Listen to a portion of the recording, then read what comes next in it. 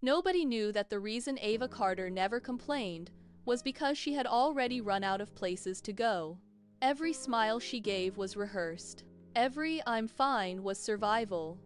And the night she finally decided to leave was the night she realized she might lose everything or finally find herself.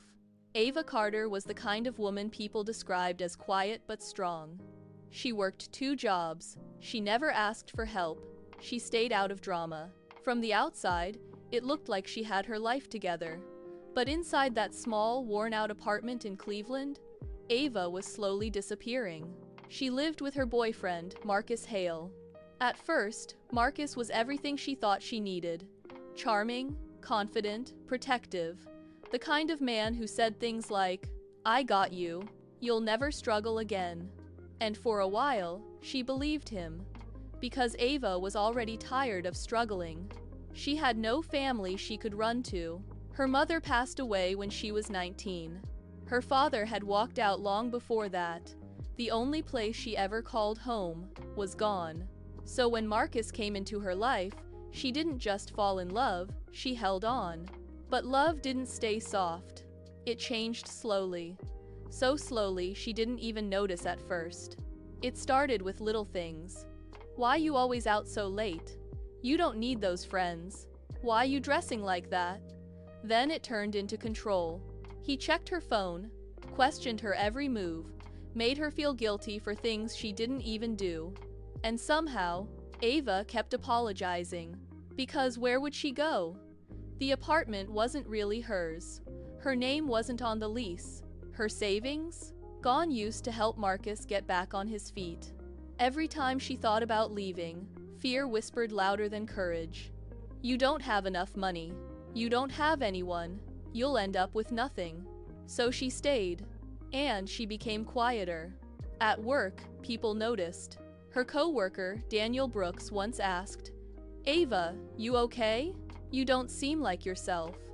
She smiled, like she always did. "I'm just tired." That became her answer for everything. But tired didn't even begin to cover it. She was exhausted from pretending, from shrinking herself, from walking on eggshells in a place that was supposed to feel safe. One night, everything shifted. It wasn't a big dramatic moment. No shouting, no broken glass, just silence. Ava had come home late from her second job.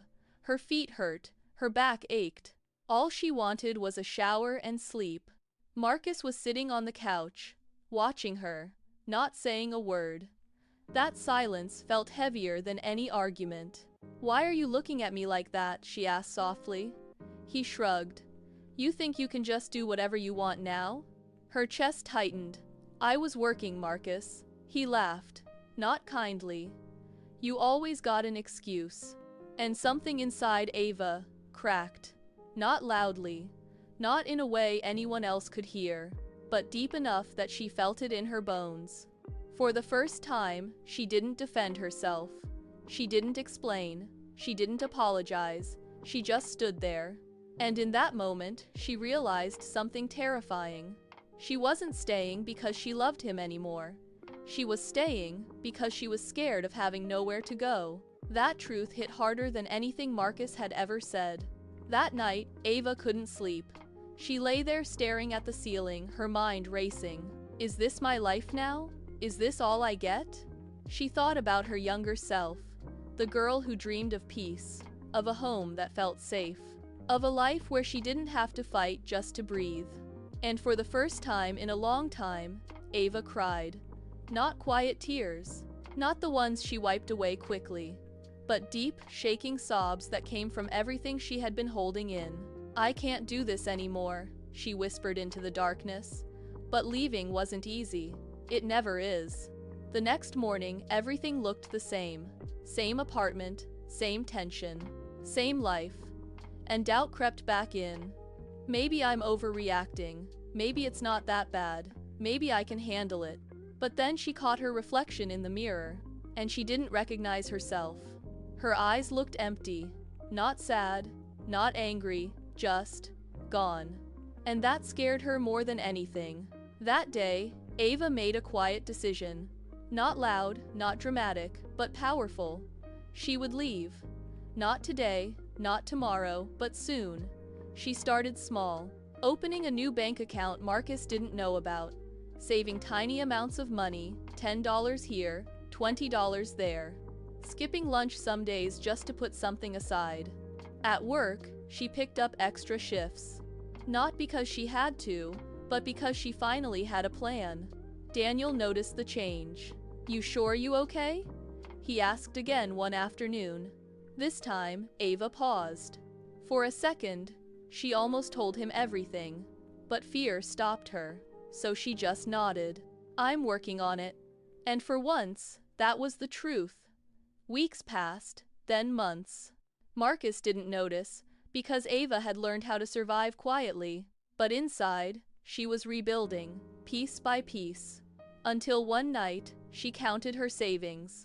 It wasn't a lot, not even close, but it was enough to start. Her hands shook, her heart pounded. Fear screamed in her chest, but something else spoke too. Soft, but steady. "You deserve better." That night, Ava packed a small bag. Not everything, just the essentials, clothes, documents, a picture of her mom. She stood at the door for a long time, looking back at the place she had spent so long feeling trapped in. And for a moment, she almost stayed. Because leaving meant uncertainty, it meant struggle, it meant starting over with nothing. But staying? Staying meant losing herself completely. So she opened the door and walked out. No goodbye, no explanation, just freedom. The first few weeks were hard. She slept on a coworker's couch, took long bus rides to work, counted every cent.